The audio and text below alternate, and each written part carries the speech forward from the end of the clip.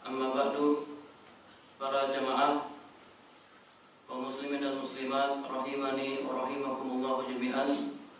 Semoga Allah Subhanahu wa taala senantiasa merahmati kita semua.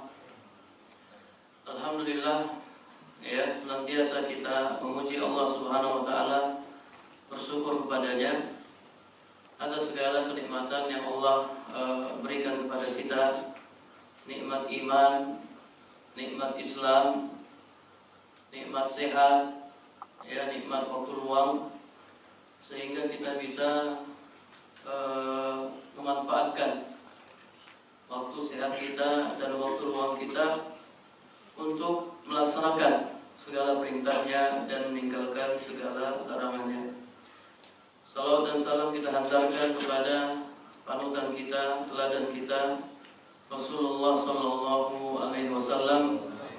Allahumma sholli wa sallim ala nabiyina Muhammad. Dan semoga salawat tetap bersambung, ya, kepada keluarga beliau, istri-istri beliau, anak-anak beliau, kemudian kepada sahabat-sahabat beliau radhiyallahu anhum ajma'in. Para jamaah rahimakumullah jami'an, pada malam hari ini kita akan membahas sirah nabawiyah, perjalanan hidup Nabi sallallahu alaihi wasallam.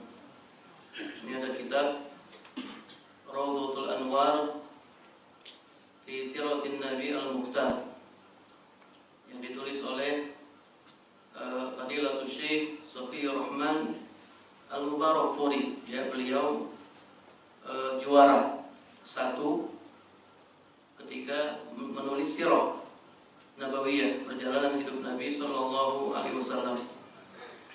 Jadi pembahasan tentang sirah, ya, ini pembahasan yang panjang sekali. Ya, ini kitabnya. Namun kita akan bahas hal-hal yang penting saja yang berkaitan dengan kehidupan kita sehari-hari. Para jamaah rahimakumullah jami'an, mencintai Nabi sallallahu alaihi wasallam merupakan kewajiban bagi setiap muslim dan muslimah.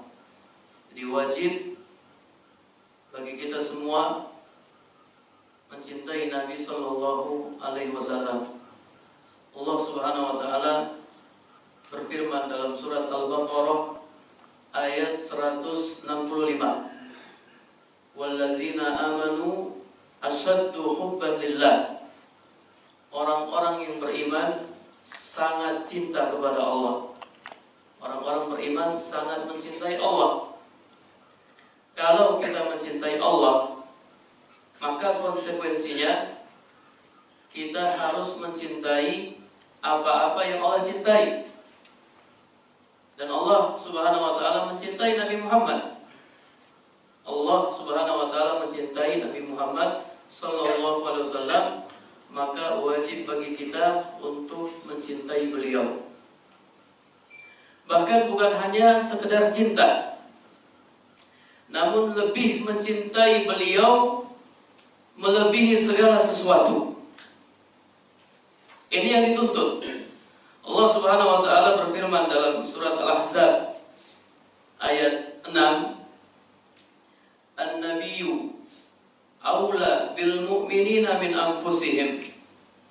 Dan Nabi lebih aula, lebih utama bagi orang-orang mukmin dibandingkan diri mereka.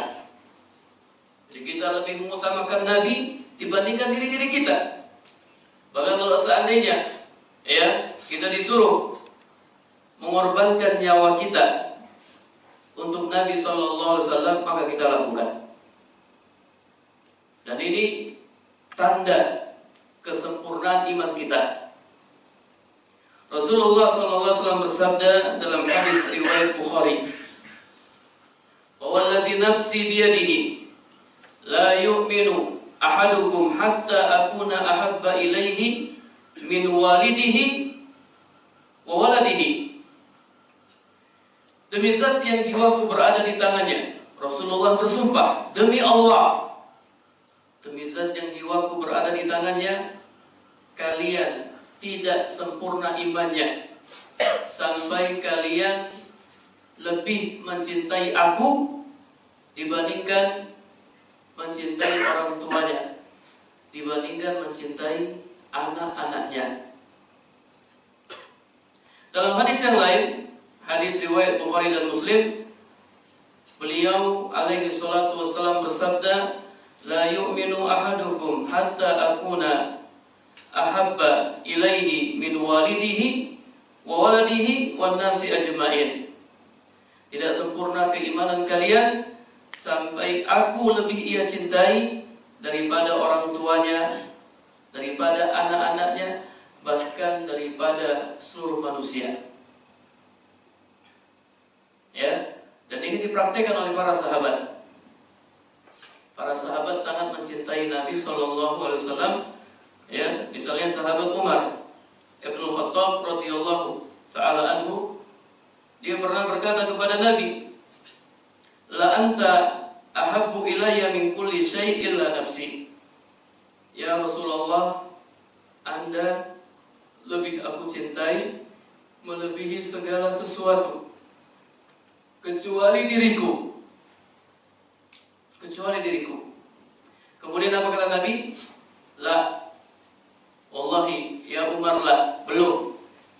Wahai Umar, imanmu belum sempurna sampai engkau lebih mencintaiku melebihi dirimu sendiri. Kemudian kata Umar, al-an, wallahi ya Rasulullah, sekarang demi Allah Anda lebih aku cintai melebihi segala sesuatu, bahkan melebihi diriku sendiri. Kata Nabi, sekarang baru imanmu sempurna. Para jamaah rahimahullah jami'an, kalau anak nanya sama para jamaah semua, para jamaah mencintai Nabi atau tidak? Benar? Yakin? Baik. Para jamaah lebih mencintai Nabi melebihi segala sesuatu? Tidak. Atau belum? Kenapa belum? Kenapa belum? Masih proses ya. Mudah-mudahan prosesnya nggak lama-lama ya. Namun cepat. Baik. Pertanyaan yang kedua, kalau kita ingin mencintai Nabi melebihi segala sesuatu, apa yang kita lakukan?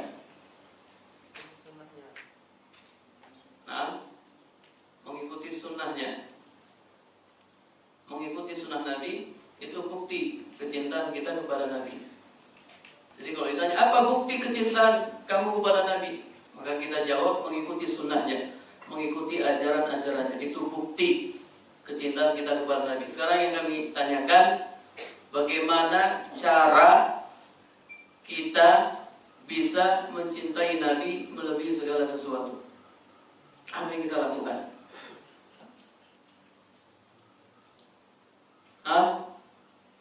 Kalau kita mau mencintai Nabi, apa yang kita lakukan? Mengenalnya. Mengenal Nabi Sallallahu Alaihi Wasallam. Katanya, tak kenal maka tak sayang, tak sayang maka tak cinta. Jadi kalau kita mau mencintai Nabi atau mencintai beliau melebihi segala sesuatu, kita harus mengenal Nabi. Dan cara mengenal Nabi Sallallahu Alaihi Wasallam, satu, membaca Al-Quran. Dua, membaca hadis-hadis beliau. Kemudian tiga, mempelajari sirah beliau, mempelajari perjalanan hidup Nabi Sallallahu Alaihi Wasallam. Jadi pada malam hari ini kita akan mempelajari sirah Nabi. Di antara tujuannya supaya kita bisa mencintai beliau, bahkan mencintai beliau melebihi segala sesuatu. Ustaz, apa keutamaan mencintai Nabi, Ustaz? Ya, ada salah seorang sahabat yang pernah bertanya kepada Rasulullah, ya Rasulullah, mata sa'ah, kapan terjadi hari kiamat? Ini pertanyaannya sangat ya. Mata sa'ah, terjadi hari kiamat. Rasulullah SAW balik bertanya, apa yang sudah kau siapkan untuk menghadapi hari kiamat? Kata dia, ya Rasulullah, saya enggak siap apa-apa. Artinya saya tidak melakukan banyak sholat, ya yang wajib-wajib ya, tapi yang sunnah-sunnah ya sekali-sekali. Kemudian juga saya puasa di bulan Ramadan, tapi puasa-puasa sunnah masih jarang saya lakukan.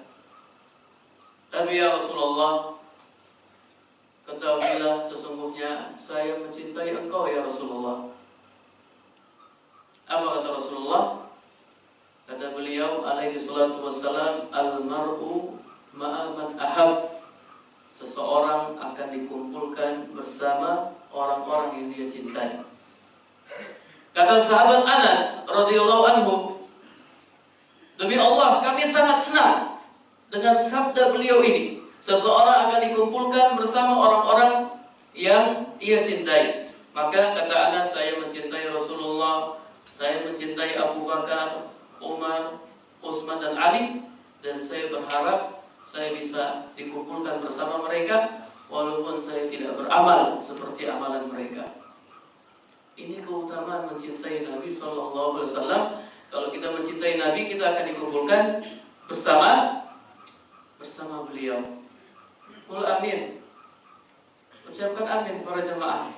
Amin. Mudah-mudahan kita dikumpulkan bersama Nabi SAW. Ya, jadi mencintai orang-orang yang baik-baik supaya kita dikumpulkan bersama. Jangan mencintai orang-orang yang tidak baik. Ya, mencintai preman. Masa mencintai preman? Ya, mencintai koruptor, mencintai orang suka mencuri, mencintai penjahat. Ya, nah, kita akan dikumpulkan bersama mereka. Kalau mau mencintai, mencintailah orang yang baik-baik. Para jamaah rahimahumullah jami'an, ya, anak akan bacakan nasab Nabi SAW. Nama beliau, kemudian nama bapak beliau, nama kakek beliau, dan kakek buyut beliau. Coba dengarkan. Ya.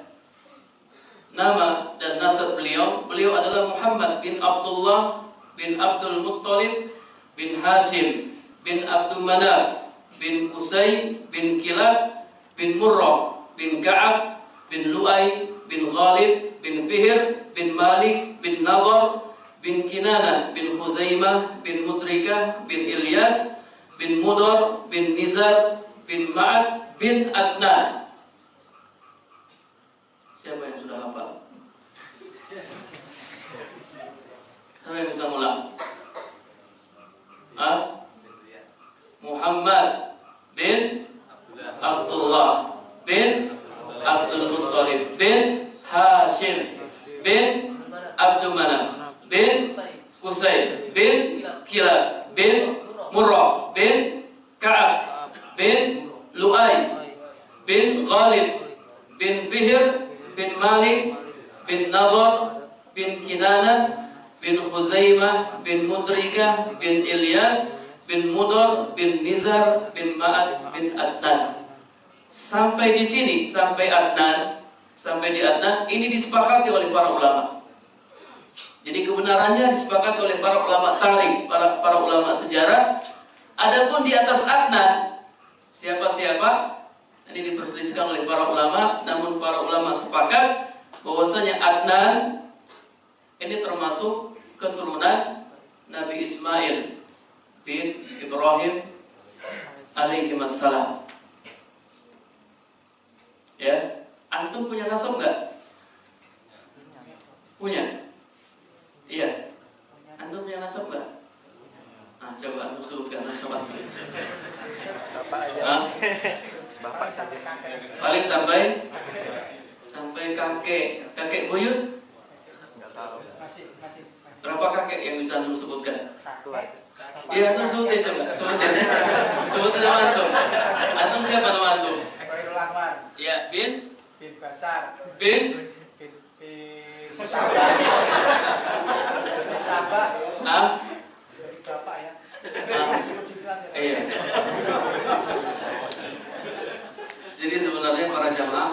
juga punya nasab sebenarnya. Iya, ya kita punya nasab. Cuman kita ini orang-orang Indonesia tidak punya kebiasaan menjaga nasab. Kalau orang-orang Arab, mereka punya kebiasaan menjaga nasab sehingga kakek buyutnya yang kesekian itu diketahui. Ustaz, apa ada anjuran mengetahui nasab? Nah, ada anjuran mengetahui nasab.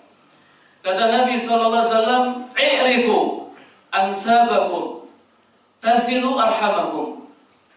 Kenalilah nasab kalian. Apa manfaatnya? Supaya kalian bisa menyambung tali silaturahim. Ya, terkadang kita mau menyambung tali silaturahim, tapi kita tidak tahu siapa saudara-saudara kita. Karena kita tidak kenal siapa kakek kita. Jangan-jangan para jamaah kita di sini ada yang saudara. Jangan-jangan, ya. Cuman karena kita tidak mengetahui nasab kita, akhirnya kan kita tidak tahu kalau ternyata kita bersaudara. Ya, kenalilah nasab kalian. Tujuannya supaya kalian bisa menyambung tali silaturahim. Ini nasab Nabi SAW. Berarti nama ayah beliau siapa? Abdullah. Siapa nama ibu beliau? Aminah. Ya. Kemudian Rasulullah SAW beliau dilahirkan di pemukiman Bani Hashim di Mekah. Rasulullah orang Mekah, bukan orang Madinah. Asli Mekah. Beliau dilahirkan di waktu pagi hari Senin. Ada yang mengatakan tanggal 9 dan ada yang mengatakan tanggal 12 bulan Rabiul Awal. Jadi ada dua pendapat. Yang pertama mengatakan tanggal 9 Rabiul Awal, pendapat yang kedua mengatakan tanggal 12 Rabiul Awal. Amal fil, tahun gajah. Tanggal yang pertama, tanggal berapa? 9. As-sahhu, ini yang paling sahih. Namun tanggal yang kedua, tanggal berapa? 12.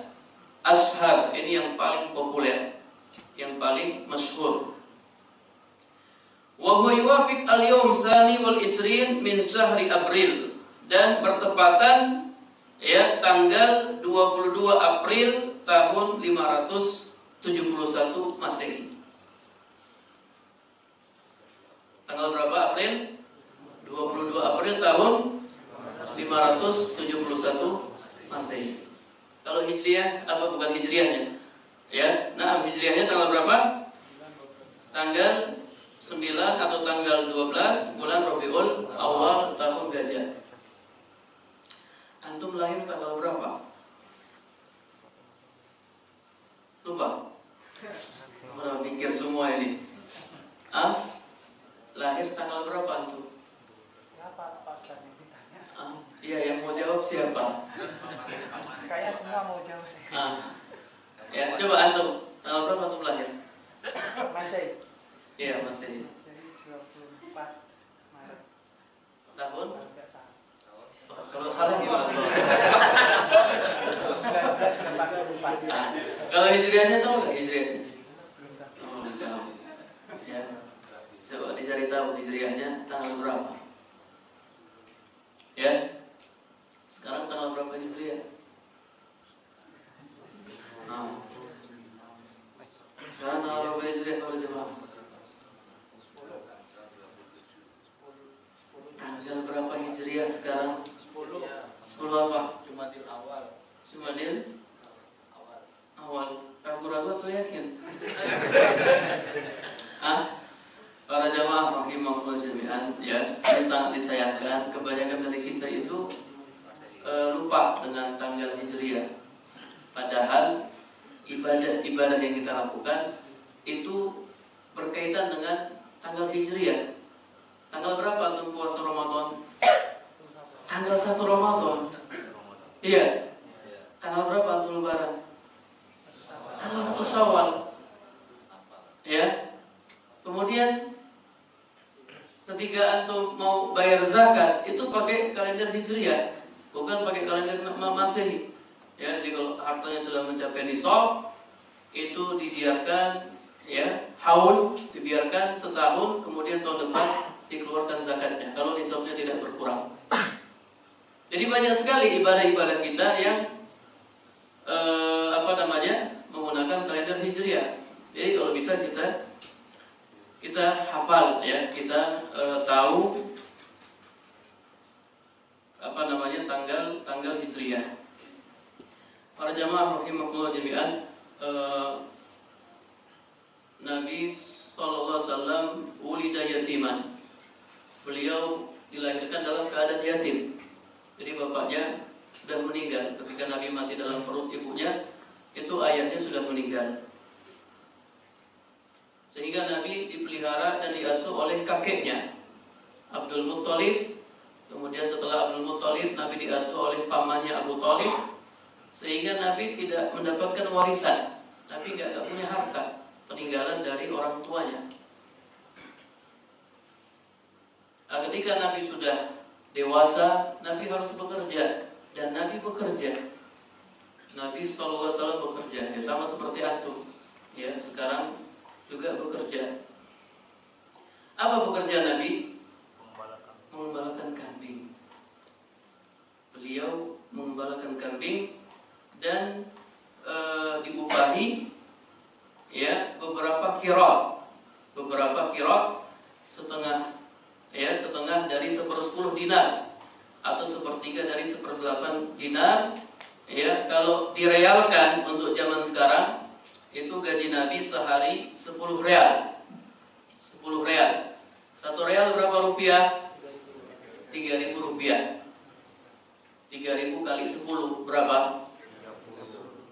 30.000. Itu gaji Nabi SAW per hari, mengembalakan kambing. Ya. Kemudian Nabi pernah bersabda setelah beliau diangkat menjadi Nabi, beliau bersabda, "Ma min nabiyyin illa wara'aha." Tidak ada seorang Nabi pun kecuali dia pernah mengembalakan kambing. Jadi semua Nabi, ya, mereka pernah mengembalakan kambing. Anda pernah mengembalakan kambing? Hah? Belum pernah ya? Ya kalau makan pernah ya. Ketika Nabi sudah semakin dewasa, beliau beralih ya, pekerjaan beliau berdagang. Beliau berdagang dan beliau dikenal pedagang yang jujur, orang yang sangat amanah. Nabi SAW, setiap orang yang berdagang dengan beliau, berbisnis dengan beliau, orangnya senang karena Nabi orang yang jujur. Ya, nyari pedagang yang jujur zaman sekarang susah atau mudah? Ya, iya, apalagi kalau sudah sore ya. Itu sebagian pedagang itu kalau sudah sore kadang banyak bersumpah. Kalau di sini Anda nggak tahu ya, kalau di Arab sana banyak sering bersumpah. Wallahi ya, ini masih baru. Wallahi ini murah. Namun sudah sore. Biasa kalau kita mau beli ikan, Pak, ini ikannya gimana Pak? Oh ini masih baru. Betul masih baru kok, sudah lembek-lembek ya. Kemudian juga banyak, iya masih baru. Baru seminggu katanya. Sudah baru. Itu sudah lama ya. Iya. Jadi nggak boleh bohong ya, ketika kita melakukan dagang, kita tidak boleh bohong. Para jamaah rahimakumullah jami'an, Nabi dikenal jujur. Dan Khadijah binti Khuwailid radhiyallahu anha min afdhalin nisa'i Quraisy syarafan wa malan. Beliau termasuk wanita Quraisy yang sangat terhormat dan wanita Quraisy yang kaya raya.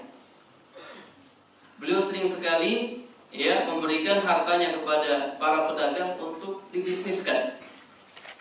Ketika Khadijah mendengarkan atau mendengar kejujuran Nabi, amanah Nabi, maka Khadijah ingin menawarkan hartanya dan dibisniskan oleh Nabi SAW. Dan Khadijah nggak tanggung-tanggung, dia beri Nabi modal yang banyak. Ya, akhirnya Nabi berdagang di Syam dan ketika itu ditemani oleh Maisarah. Maisarah ini siapa? Pembantunya Khadijah. Ya, Nabi pergi ke Syam, Nabi berdagang, berbisnis, dan beliau pulang membawa ya banyak keuntungan. Maisarah ketika berdagang bersama Nabi di Syam, Maisarah melihat akhlak Nabi SAW yang luar biasa. Bahkan ada sebagian peristiwa-peristiwa yang aneh. Mislu tazlil al-malakaini lahu fil har. Misalnya, ya Nabi dinaungi oleh dua malaikat ketika cuaca panas. Ada malaikat yang menaungi Nabi SAW. Nah, ini diceritakan kepada Khadijah. Jadi beliau ini ya, Muhammad ini orangnya jujur, terpercaya, orangnya baik, ya, dan seterusnya. Sehingga apa yang terjadi para jemaah, Khadijah pun naksir sama Nabi Sallallahu Alaihi Wasallam. Ya, jadi kemarin ada pertanyaan, boleh gak seorang akhwat mengutarakan perasaannya kepada seorang ikhwan? Ya boleh-boleh saja.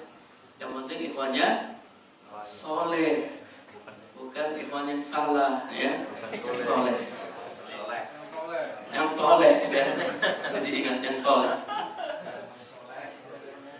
Jadi Khadijah merasa apa yang dia cari selama ini, calon suami, telah dia dapatkan.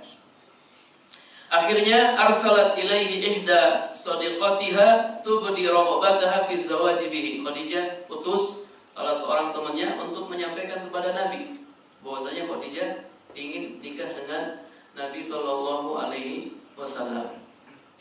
Akhirnya ya, radiyan Nabi bidzalik, Nabi terima, Nabi juga mau. Kemudian Nabi kallama ahmamahu, Nabi ngomong sama pamannya. Akhirnya paman Nabi datang menemui paman Khadijah untuk melamar Khadijah. Akhirnya lamaran diterima, kemudian keduanya menikah. Perhatikan para jemaah, ada poin penting di sini. Jadi Nabi SAW gak pernah pacaran. Antum pernah pacaran? Ya. Nabi gak pernah pacaran. Ketika Nabi proses sama Khadijah, langsung dilamar Khadijah. Ya, ini panutan kita, teladan kita, Sallallahu Alaihi Wasallam. Akhirnya apa? Zawwajaha ammuha bin Nabi Sallallahu Alaihi Wasallam. Paman Khadijah menikahkan Khadijah dengan Nabi Sallallahu Alaihi Wasallam di hadapan Bani Hashim dan para tokoh Quraisy dengan mahar senilai 20 ekor unta muda. Masya Allah, ya. Maharnya cukup berat.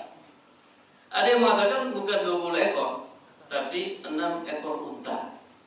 Ada perselisihan di kalangan para ulama.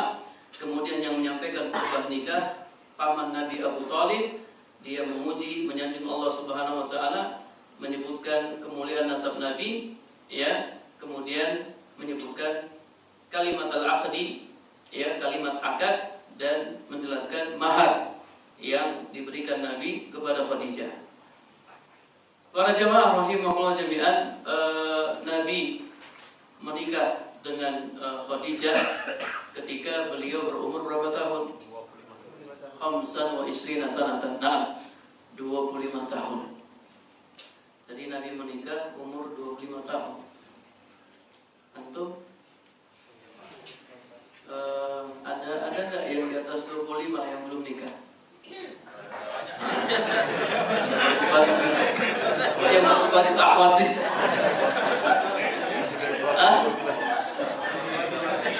Yang ikhwan yang di atas 25 belum nikah sampai saat ini ada? Ada. Bukan ini loh, bukan nikah yang kedua loh, nikah yang pertama. Ada. Masyaallah. Berapa umurnya? Wah, 28. Yang lain?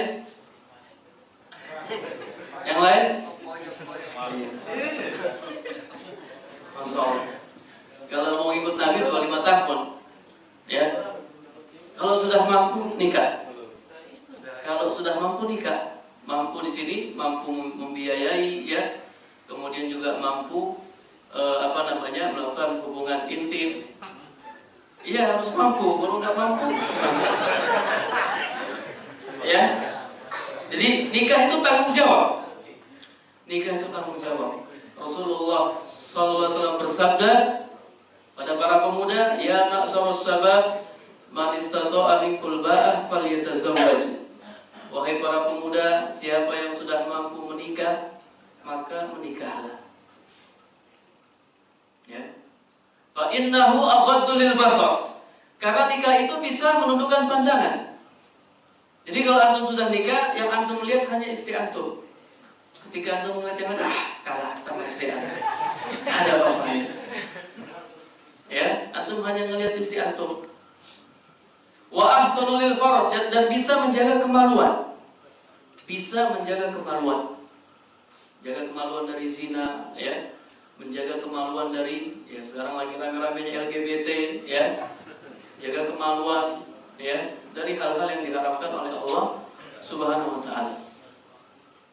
Para jamaah rahimahullah jami'an, Rasulullah pernah suatu ketika beliau keluar rumah, beliau melihat seorang wanita.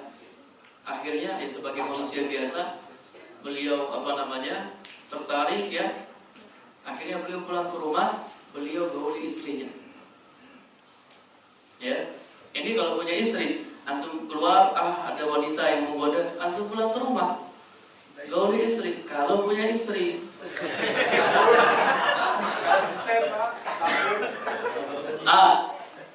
sekarang kalau yang belum punya istri gimana? Kalau jamaah, antum yang belum punya istri, kalau menggoda sama wanita, antum mau kemana?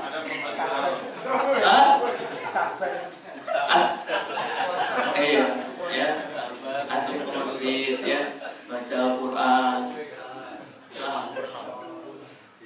Wa man lam yastati, siapa yang belum mampu nikah, fa alaihi bisawm, hendaknya dia puasa, karena puasa itu bisa mengekang hawa nafsunya.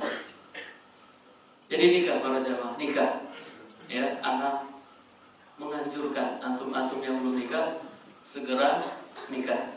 Nanti setelah nikah, masya Allah, itu rezekinya lancar, terbuka rezekinya. Ya, ini punya anak satu, tambah lagi rezekinya, punya anak dua. Karena setiap anak, setiap istri itu membawa rezeki.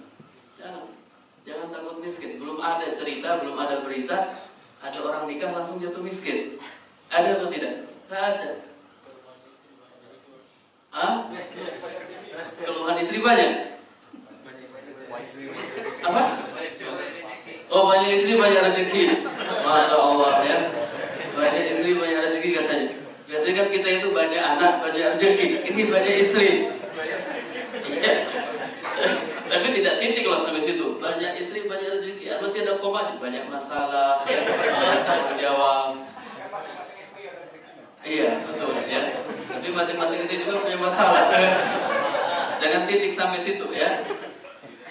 Amma Khadijah fal ashhar anna sinnaha kanat 40 sanatan wa qila saman wa 20 sanatan. Adapun Khadijah ketika menikah dengan Nabi, ada yang mengatakan umurnya ketika itu 40 tahun. Namun di sana ada pendapat lain yang mengatakan ketika itu umur Khadijah 28 tahun. Kemudian ada yang mengatakan pendapat-pendapat yang lain. Mana yang benar ini? 40 tahun atau 28 tahun? Sebagian ulama ada yang menguatkan pendapat 28 tahun. Alasan mereka apa? Mereka melihat anak-anak Nabi dari Khadijah. Berapa? Nabi dapat berapa anak dari Khadijah? 5. Berapa? 1, 2, 3, 4, 5, 6. Coba kita sebutkan. Qasim, Ibrahim bukan dari Khadijah. Qasim, Zainab, Ruqayyah, Ummu Kulsum, Fatimah, dan Abdullah.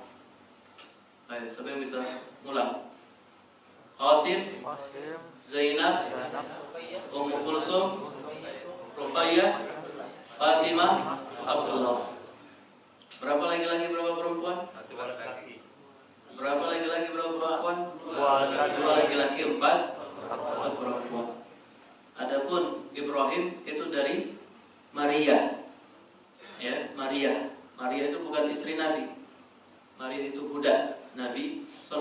alaihi wasallam. Nah, kalau kita lihat anak Nabi dari Khadijah tadi jumlahnya 6. Kalau umur 40 tahun kayaknya agak susah. Umur 40 tahun tuh wanita sudah agak susah melahirkan. Dia bisa melahirkan tapi tidak sampai dapat 6 anak. Tapi kalau umurnya 28 tahun, nah ini lebih cocok, lebih pas. Sehingga sebagian ulama ada yang merojihkan umur Khadijah ketika itu 28 tahun. Karena tadi melihat anak-anak Nabi Sallallahu Alaihi Wasallam. Dan antum besok-besok kalau nikah anaknya mau berapa? Hah? Nah, gantian kita nanya akhwat ya. Akhwat besok-besok kalau nikah maunya anaknya berapa akhwat? Berapa? 2. Nah, 2 ya.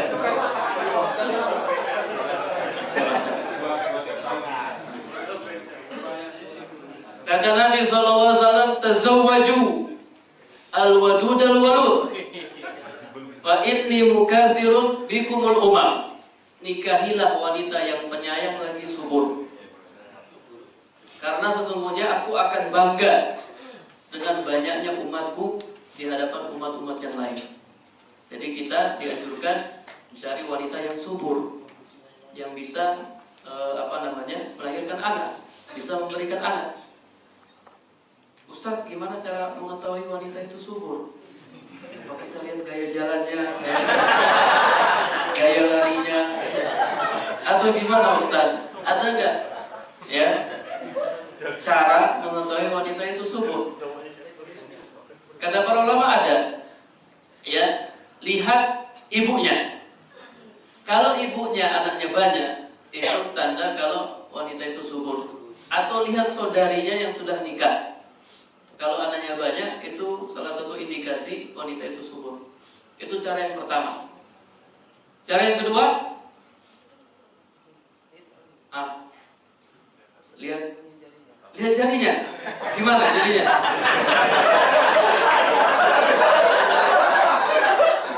Gimana? Jari maksudnya gimana jarinya? Kalau gimana? Jari ininya yang kecil ini. Agak susah ya.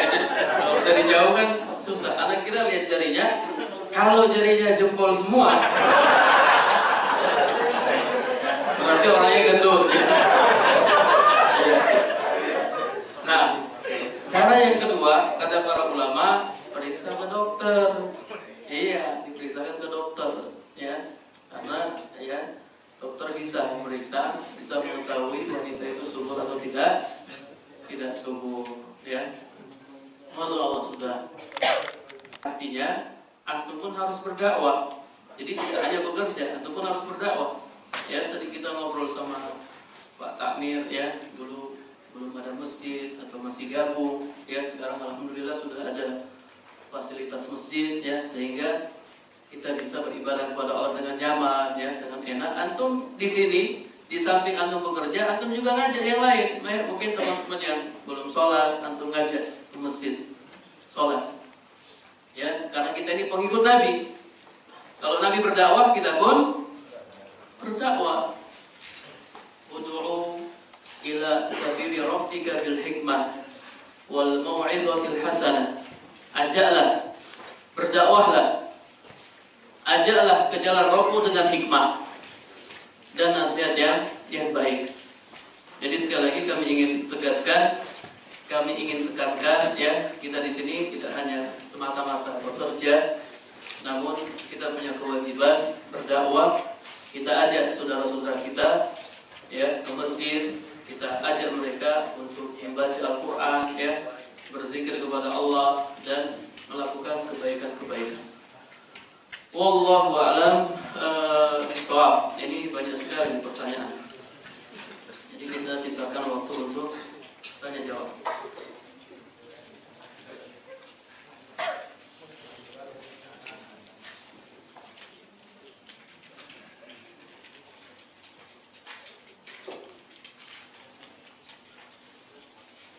Ustaz, sebelum Nabi Muhammad menjadi nabi, dan belum ada perintah untuk mengerjakan sholat dan puasa, bagaimana cara Nabi beribadah dan bagaimana cara Nabi bersyahadat menerima keislamannya. Jadi di sana ada muqaddimah nubuwat, peristiwa-peristiwa yang mengalami datangnya kenabian. Ya, ketika itu beliau sering menyendiri. Beliau pergi ke Gua Hira, ya, kemudian beribadah kepada Allah, beribadah sesuai fitrah. Sesuai fitrah beliau. Nabi nggak pernah nyembah patung, sama sekali Nabi nggak pernah nyembah patung. Jadi fitrah Nabi lurus. Fitrah Nabi sallallahu alaihi wasallam lurus. Ya, setelah itu beberapa hari kemudian turunlah malaikat Jibril membawa wahyu. Apa wahyu pertama yang turun para jemaah? Iqra. Ya, nubbi'a bi Iqra wa ursila bil mudassir. Nabi diangkat menjadi nabi dengan Iqra dan diangkat menjadi rasul dengan Al-Mudassir. Ustaz, dari 4 mazhab yang ada sekarang, tahu nggak 4 mazhab? Mazhab? Naam, ya, Abu Hanifah, kemudian Imam Malik atau Maliki, kemudian Syafi'i dan Hambali.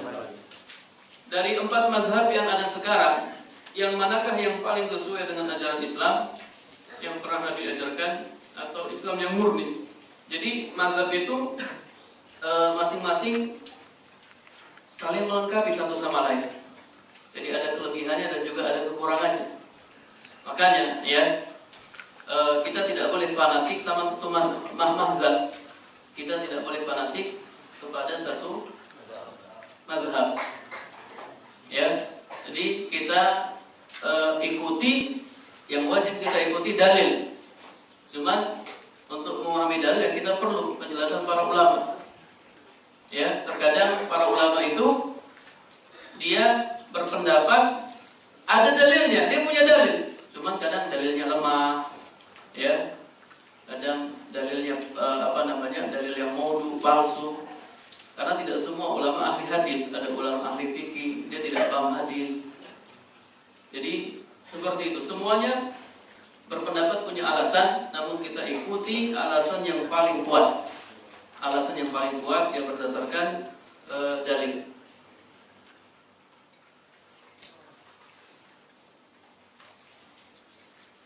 Ustaz, bagaimana hukumnya apabila kita berdoa ketika sujud di rakaat terakhir sholat? Jadi memang ada anjuran untuk memperbanyak doa ketika sujud, karena posisi kita ketika kita sholat, posisi yang paling dekat dengan Allah adalah posisi ketika kita sujud. Kita diperintahkan atau dianjurkan untuk memperbanyak doa dalam sujud. Dan sujud di sini semua sujud, semuanya, sujud yang rakaat pertama atau sujud yang rakaat yang kedua. Tidak khusus sujud yang terakhir, tidak. Tapi di setiap sujud. Di setiap sujud kita perbanyak doa.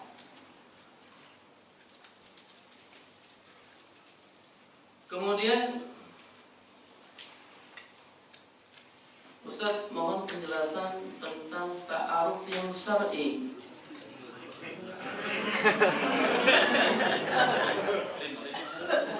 Apakah boleh mengucapkan apa ini? Aib sendiri, aib. Apakah boleh mengucapkan aib sendiri kepada calon istri atau suami sebelum menikah? Jadi ta'aruf yang syar'i, Anda juga jadi mak comblang. Nah, bukan mak comblang, pak comblang ya. Jadi kalau di pondok pesantren itu, kalau kita mau nikah, itu yang pertama kita lakukan tukar biodata. Ada perantaranya, ada ustaz yang jadi perantara. Jadi si akhwan nulis biodatanya, kemudian si ikhwan juga nulis biodatanya, nanti ditukar ini biodatanya. Nanti akhwat baca. Jadi biodatanya lengkap, kayak antum ngelamar di perusahaan, CV antum. Ya, nanti dilihat, si akhwat baca, si ikhwan baca. Kalau cocok, maka proses selanjutnya ngador. Ngador itu melihat, si akhwat melihat ikhwan, melihat si akhwat. Jadi melihat, nggak usah malu-malu melihat, karena itu dibolehkan. Ya, kadang ada apa namanya, ada ikhwan nazar akhwat malam-malam, kemudian lampunya apa, kurang terang. Akhirnya pas keluar, gimana? Antum cocok? Aduh, anak lupa wajahnya katanya. Gimana? Lupa wajahnya. Jadi nazar di tempat yang terang, tempat yang jelas. Itu calon istri antum, calon suami antum. Jangan sampai salah milih. Ya, kalau setelah nazar kemudian sama-sama cocok, ya sudah, nanti ketemu sama orang tua. Ya, orang tua ketemu orang tua. Ya, kalau sudah cocok ya sudah, tinggal tentuin kapan hari hanya. Itu proses yang tadi seperti itu. Ustaz, boleh nggak nukar foto Ustaz? Ya, kita ngirim foto kita ke si Ikhwan ngirim fotonya ke kita, boleh nggak? Kata para ulama boleh, namun jangan mencukupkan dengan foto, karena foto itu bisa diedit. Ya, ada orang masya Allah fotonya mantap, tapi aslinya keliru mantap. Ya, aslinya tidak mantap. Ada sebaliknya, ada orang yang fotonya nggak bagus, tapi aslinya masya Allah bagus. Jadi foto itu hanya muqaddimah saja, hanya perantara. Itu bukan sebagai penentu. Yang jadi penentu itu ketemu, lihat langsung. Ya, ini yang nanya ikhwan atau akhwat ini? Akhwat ya. Ini ikhwan sini nggak paham dari kemarin. Udah banyak isyarat dari akhwat, tapi nggak paham. Iya, nanti malas pekan tuh ya. Iya, lemah nggak paham ya.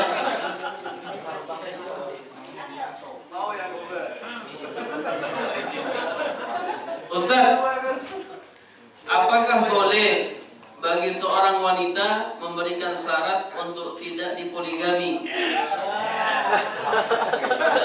sebelum menikah?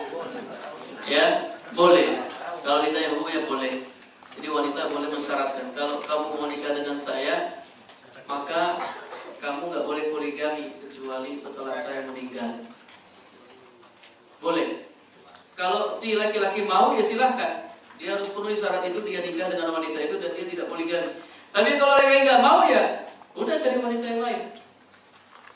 Ya, aduh saya tidak siap, karena memang target saya istri 4. Ya sudah, dia cari wanita yang lain. Iya. Boleh nggak nikah 4 para jemaah? Boleh. Dalam Al-Quran boleh. Ya, namun ada aturan-aturannya. Fankihu ma tawbalakum minan nisa'i masna wa thulatha wa ruba'.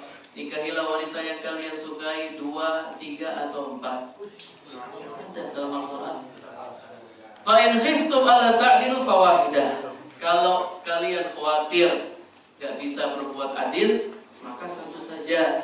Gak usah macam-macam ya. Gak usah gaya-gaya ya. Satu saja. Katanya satu aja nggak habis-habis ya.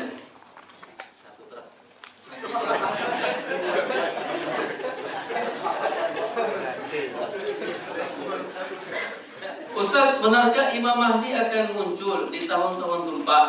Yang dimaksud dengan tahun-tahun gempa itu seperti apa? Ya, di sana ada tanda-tanda kiamat.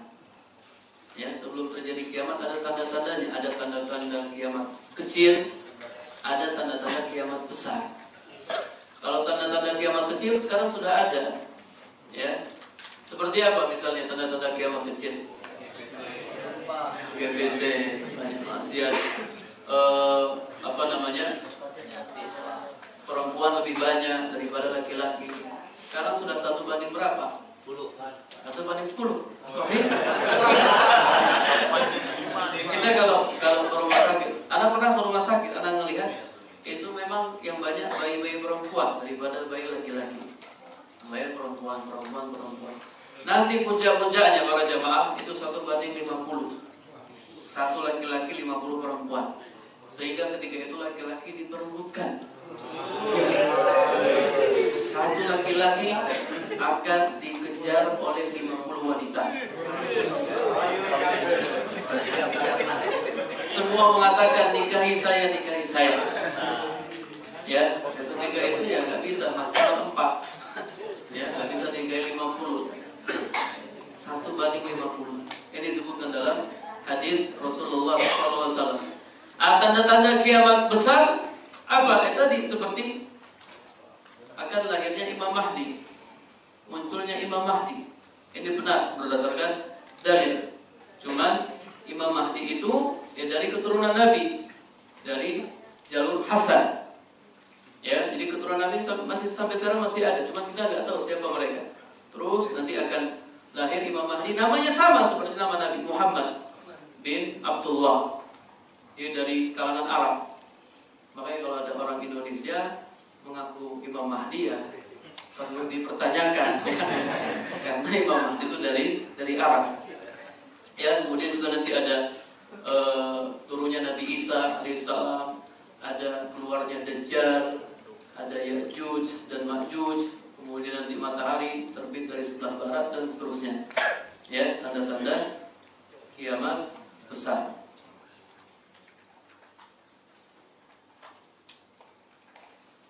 Ustaz, apakah Nabi masih menafkahi Khadijah? Meskipun Khadijah wanita yang kaya.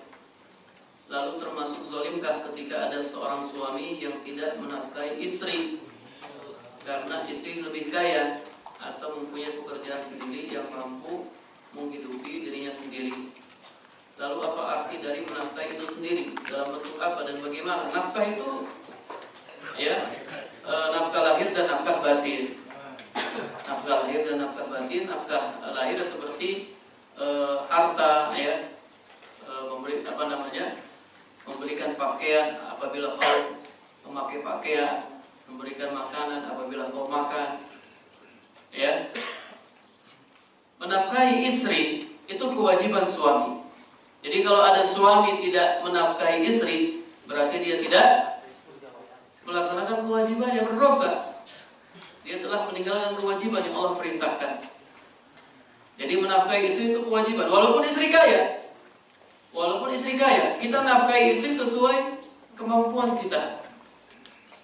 Ya, istri misalnya punya uang miliaran, suami gajinya hanya 10 juta per bulan, ya sudah nafkahi istri 5 juta. Tiap 5 bulan kita kasih 5 juta. Istri terima. Kalau istri mau ngasih ke kita ya sudah, terserah istri. Ya, cuman itu tadi awalnya itu kewajiban suami. Kewajiban suami. Dan ingat ya, banyak suami yang tidak bertanggung jawab ya. Banyak sekali permasalahan rumah tangga. Itu kadang ada di telepon ya, ada di SMS. Itu banyak suami-suami yang tidak bertanggung jawab. Jadi katanya kalau malam mau dilayani, tapi kalau siang nggak mau kerja. Iya, ada suami-suami seperti itu. Kalau malam mau dilayani, kita dilayani, tapi kalau siang dia nggak mau kerja. Ya, ini suami-suami kayak gini, kita buang aja di sungai. Ya. Bercanda, kita nasihatin. Nggak boleh seperti itu, ya. Itu kewajiban.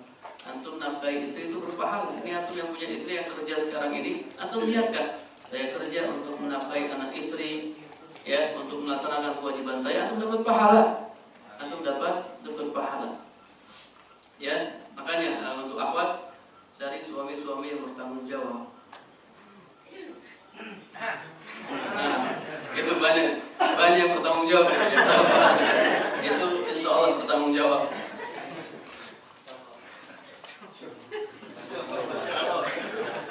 Ustaz, saat Nabi Muhammad SAW meninggal dunia, istri yang manakah yang berada di sisi beliau? Siapa para jemaah? Aisyah radhiyallahu anha. Berapa istri Nabi para jemaah? Nabi istrinya berapa? Hah? Ada khilaf ini di antara antum.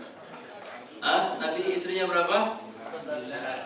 11 ya, Nabi istrinya 11. Ada yang bisa sebutkan istri Nabi? Tuh, Khadijah. Terus nah, terus ya, Siapa lagi? Juweria. Nah, siapa lagi? Hafsah. Siapa lagi?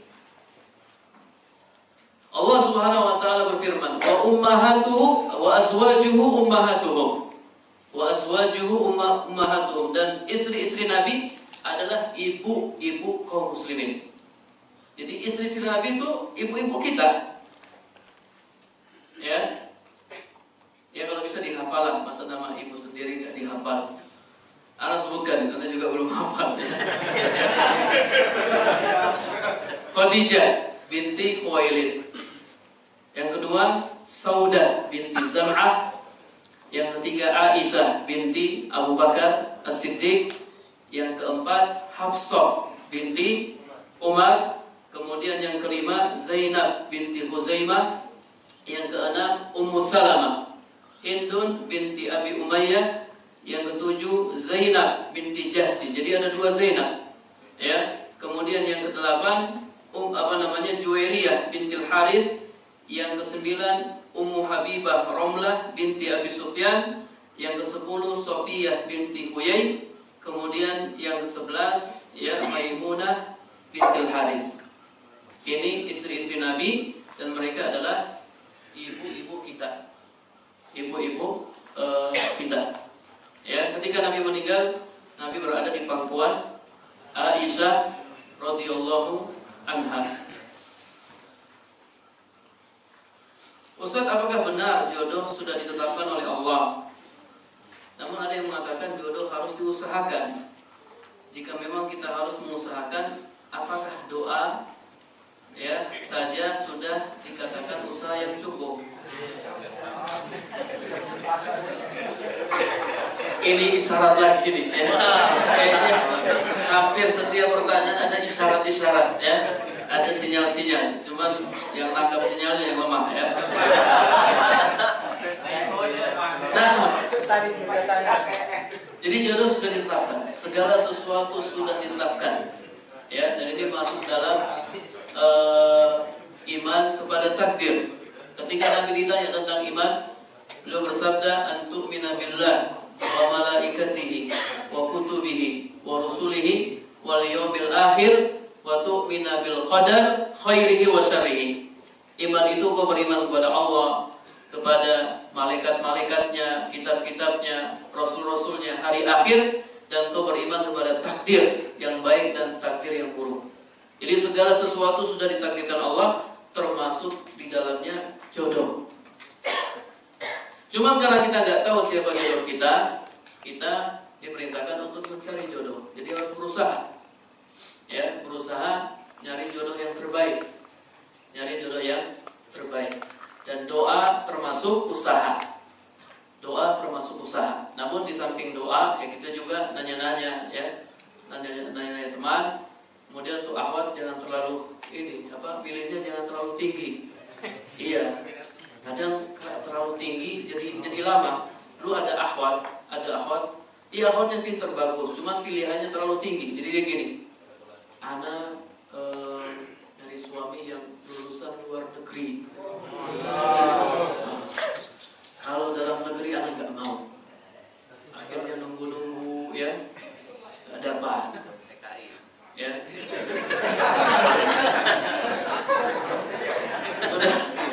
Udah nggak dapat, akhirnya turun. Jadi udahlah, nggak apa-apa, yang dalam negeri aja katanya. Nunggu, ya, nggak dapat.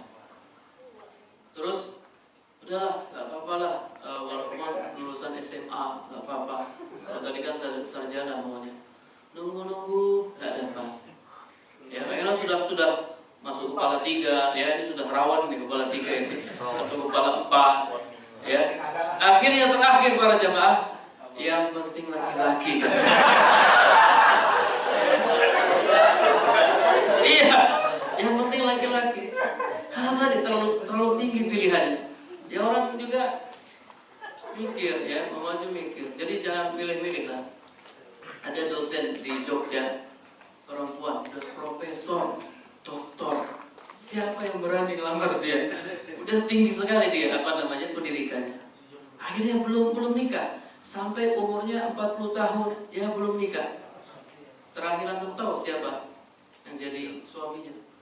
supirnya sendiri yang jadi suaminya. Ya. Yang operator, ya, yang tiap hari nganter dia ke kampus, itu yang jadi jodohnya, masya Allah. Ya, jadi kadang perempuan itu kalau terlalu tinggi juga, laki-laki apa namanya? Nggak pede, ketika mau melamar nggak pede. Masa dia profesor, suaminya SMA.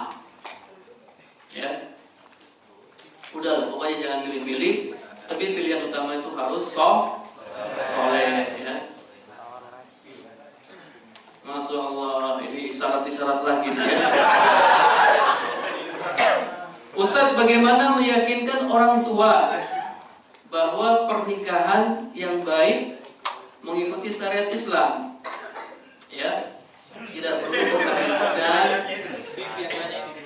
menghabiskan banyak biaya. Kemarin anak ditarakan ada ikhwan habis pengajian ditelepon sama ibunya. Jadi saudarinya mau dilamar. Ya, itu keluarga akhwatnya minta 50 juta. Anak nanya, antum orang mana? Orang Bugis. Oh iya, orang Bugis, iya memang ya. Uang panai katanya. Ya, terus gimana? Ya ini lagi nego katanya, lagi nego. Masya Allah. 50 juta. Jadi sudah adat di sana seperti itu. Kalau antum menjadi orang Jawa, para jemaah, itu orang Jawa itu murah meriah. Iya. Iya, nggak mahal orang Jawa itu. Ya, mangan nggak mangan, yang penting nikah. Ya, Anda dulu nikah, para jemaah. Waktu Anda nikah sama istri Anda orang Solo, ya. Waktu Anda nikah sama istri itu hanya menghabiskan uang 1 juta. Udah, itu aja sudah. Ya, jadi di Jawa itu apa murah dan uang anak kurang. Iya murah. Yang nambah keluarga istri. Orang Jawa seperti itu. Ya, kalau kurang ditambah sama keluarganya. Ya. Tapi kalau antum mampu 50 juta, bayar 50 juta. Kalau mampu. Ya. Tapi jangan sampai utang juga. Ya. Antum tunjukkan ke orang tuanya bahwasanya antum mampu, antum sudah siap untuk nikah. Minta berapa? 100 juta? Nanti dulu, anak juga. Iya, tinggal diyakinkan sama orang tua. Ya, jadi ada anjuran untuk meringankan mahar, jangan memberatkan mahar. Kesian ya, banyak laki-laki yang belum nikah sampai sekarang karena mahar-mahar itu mahal. Itu baru mahar. Belum lagi uang pernikahan. Sehingga apa? Gak nikah. Akhirnya dia tahan itu hawa nafsunya, jadi ada penyimpangan seksual nanti. Iya benar. Nafsu itu gak bisa ditahan para jemaah. Nafsu harus disalurkan. Kemudian kita salurkan di tempat-tempat yang halal, bukan di tempat yang haram. Kalau antum tahan nafsu antum tidak salurkan, nanti terjadi penyimpangan seksual. Ya, seperti homoseksual, kemudian lesbian dan seterusnya. Makanya di pondok-pondok itu sebagian pondok ada seperti itu karena dia tahan-tahan udah pengen nikah, tahan-tahan ya. Awalnya dia ngeliat teman laki-lakinya, itu dia ngeliatnya biasa. Tapi karena dia tahan-tahan dia ngeliat, itu terjadi. Kok sih boleh juga ya. Kemarin dia melihat temannya tuh ganteng. Sekarang dia ngeliat cantik juga. Ini terjadi pada jemaah. Kalau anda sudah sampai ke taraf itu nikah, udah nikah daripada terjadi penyimpangan seksual. Ya, itu awalnya dari setan. Itu dari setan. Dan antum kalau ngelihat laki-laki ngelihat laki-laki, boleh atau tidak? Boleh. Tapi kalau antum melihat ada laki-laki terus antum terfitnah, antum harus gotul basor dari laki-laki. Astagfirullah ya. Seperti itu. Supaya tidak menjurus ke sana. Ringankanlah mahar ya. Insyaallah pernikahannya berkah. Jadi yang kita lihat itu bukan pernikahan yang mewah. Kita lihat tadi sesudahnya. Banyak orang yang nikah ya, habisin uang, namun setelah nikah cerai ya. Pernikahannya malah tidak berkah. Kemudian yang terakhir, bagaimana menikahi, bagaimana menilai laki-laki yang soleh, yang baik untuk menjadi suami. Nah, itu diantara cara-caranya. Anti perhatikan cara tahapnya ya. Kalau cara ilmunya itu yang sopan ya. Baik. Ya kita lihat ya laki-laki itu dia sering ke masjid atau tidak. Yang azan, suka azan atau tidak. Besok ini anak yang azan ya. Ya, yang sering sholat subuh di masjid, yang sering baca Al-Quran, ya, yang suka nasihatin orang, dan itu bisa kita ketahui. Ya, jadi kebaikan seseorang bisa kita lihat. Dia suka tolong orang, suka bantu orang, kata-katanya sopan. Ya, kalau kita ingin lebih dalam lagi, kita nanya ke orang yang kita percaya. Ya, si fulan kayaknya baik ya. Gimana? Kalau menurut anti gimana? Oh, dia juga baik. Saya juga suka sama dia. Ada ternyata ya. Kalau bertanya, ya, dia juga suka.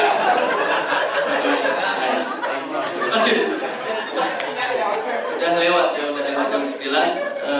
Ini yang dapat kami sampaikan. Mudah-mudahan bermanfaat ya.